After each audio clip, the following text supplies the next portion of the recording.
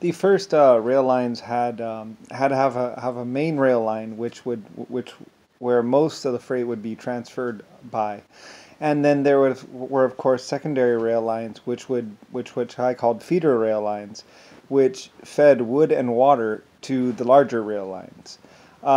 At first there'd be creeks or whatever, and people would bucket up water into a bigger thing to feed the main train line that would be coming by, and there were warming huts that would keep a fire and would actually dry wood in the cold weather climates, so the trains would have fresh dry wood, which was very important to any long haul train.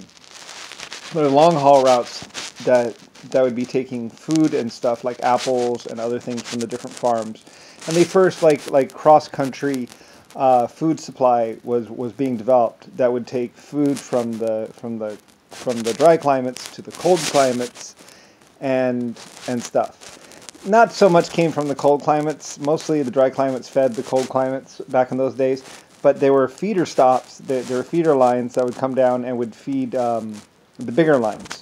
Also, there are also feeder plants as well that would take ore and put them up into the big train cars. The big trains would come by and basically just, the little mines would feed a bigger, would take all their mine carts down to a big pile, and that would be scooped up and put inside the big train as it came by.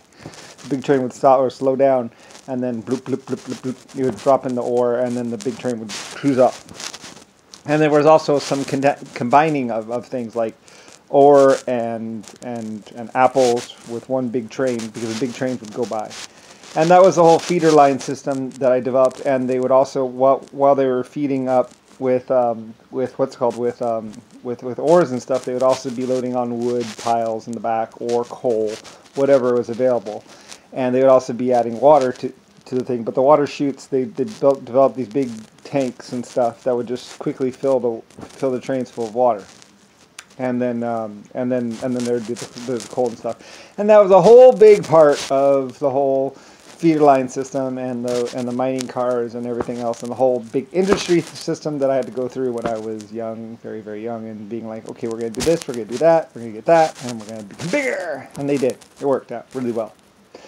Meantime, while America was being built, Germany was developing the first steam engines and getting electricity, which was DC. It wasn't until America and Westinghouse and everything else that I finally developed that, or they finally developed the AC systems, which for transmitting power longer distances, because the DC power plants, while they did work with old dynos, there had to be a lot of them, and it was easier to do bigger plants that would produce more power for a greater area than a whole bunch of small plants. But they used the small little like steam dyno DC power plants things. It's just that what it turned out to be is the light bulbs on the DC system didn't work as good as the AC system. So while DC was easier to do, the AC system worked better for certain applications. So there was that whole thing too as well.